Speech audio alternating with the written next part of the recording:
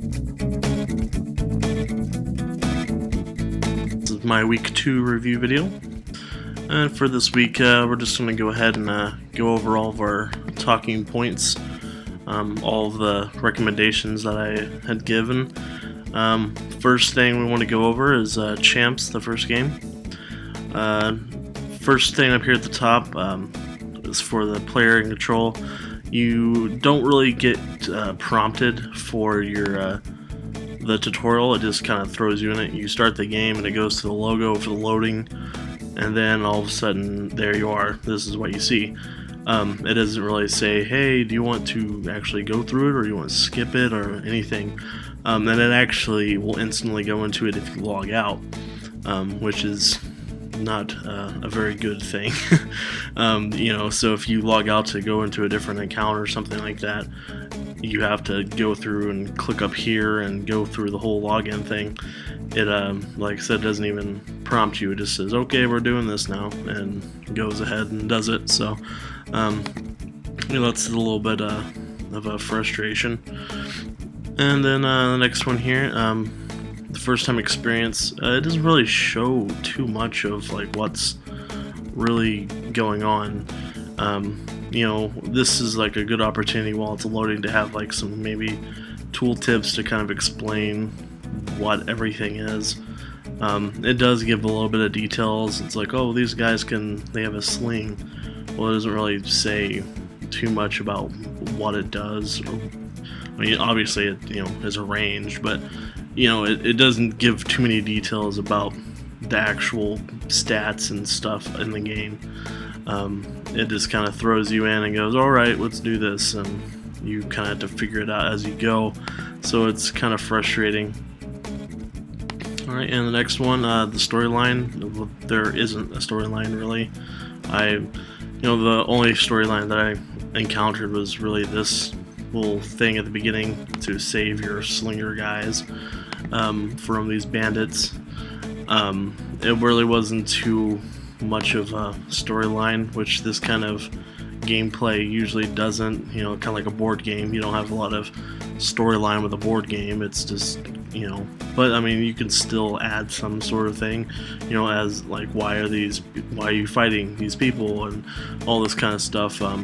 It's just kind of doesn't have anything there. And the next one, the boring and repetitive tasks. Every game seems to be pretty similar. It's always the same, it seems like. They have these little, things that you power up your abilities quicker, and other different ones, but they're all pretty much the same. I mean, the gameplay itself is very repetitive. It's, just kind of boring. And I mean, they could throw in some items, make units better. They could make more tiles, maybe things switching around, like, or a big rock would fall and then, hit, units in this area, or, just random events, environmental effects, and just stuff like that to kind of spice the game up. So there's a bit of random, and, like, oh, that didn't see that coming. I mean, the game is, real time, so yeah, every game is not going to be exactly the same, but in general it is. So the next one, express yourself. There's nothing to customize other than your army, but that's not really expressing yourself. It's more of just it's more of just your strategy. So it's adding something like skins for the different units, maybe items in here to be like, okay, you spend items of your currency to give them a hat, or something. I mean, even spruce up your main page here. Like, that's really all that you have that kind of defines you. It's just what you have, unit wise. So there's really nothing in that category. Support different playing styles. Is really just 3 different types of units. One like a caster, sort of supporty kind of character. Like this one, it can heal and do a regular attack. Then there's range, like the slingers here, and then there's melee, which is usually someone who can sit in there and kind of take a few hits. So there's really not a ton of different play styles. Of course, I mean, there is always, different unit combinations, but having like items or something would be a little more unique to, each person can have their own thing. Having items or different abilities and more units. There really isn't that many units in the game. I know it's relatively new, I believe, so it could use a little more. And here's the last one. The game does not stagnate. It does get pretty repetitive, and after a while you're just like, okay, I've done this 20 times now. Kind of over it, and all the suggestions above really can spice that up by, just adding more content, random things, random maps. Not every single map, set as how it is. Like this map, every time you play it, it's going to be looking like that. And it's going to pretty much go the same way. I mean, you can have different units, but they're going to play the same way and everything like that. So just some randomness and some uniqueness would be, have more replay value, basically. So, all right, moving on to words.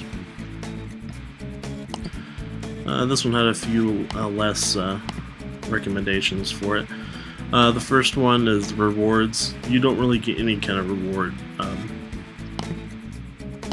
You can see here's the one page. When you win, I mean, you really don't even realize that you won sometimes, because it doesn't really like pop up and say congratulations, you won the game or nothing. It just goes to the screen and then it has this little text up here that says you won, and that's it. So adding some items like coins that you can get, and then you can purchase things, which will be down here, to kind of spice things up and give you some kind of like, oh cool, I just won the game, and then the next is player and control. This one is it's mainly because you have to wait. As you can see, I'm winning 5 days for both these games, and I mean, you can always start more games, but then you have like 50 games going on, and it's like you can't complete one game. You just want to go through one game, just sit down, go through the game, finish it, and have fun.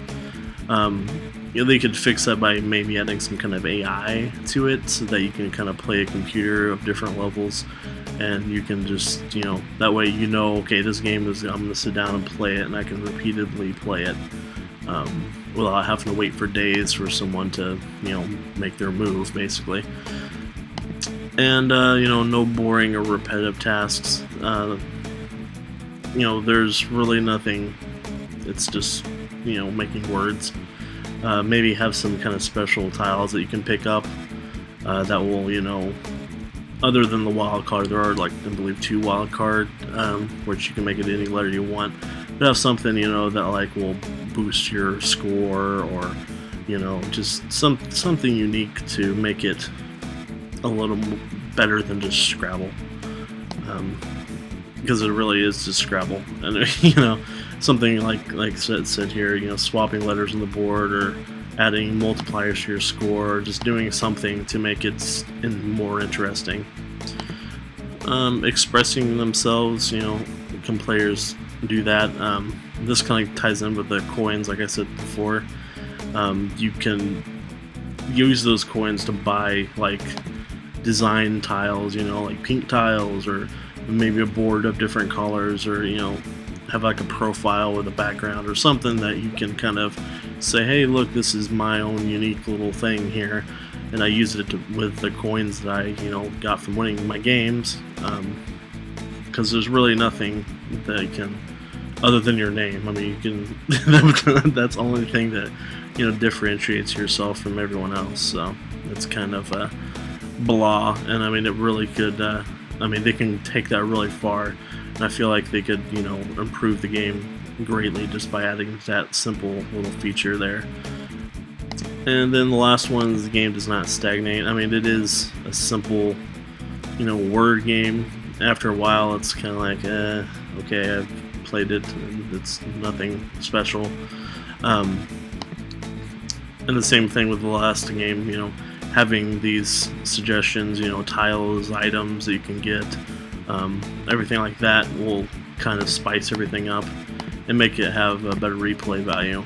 Because when you have just one thing that it does, and that's what it, you know, the only thing it does, and it's repeatedly over and over and over again, that's what you do, it really kind of gets boring after a while.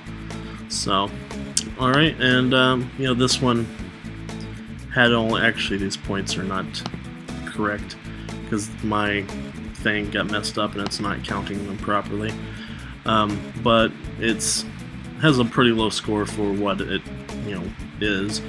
So you know, it's not too bad. It's certainly better than the champs game.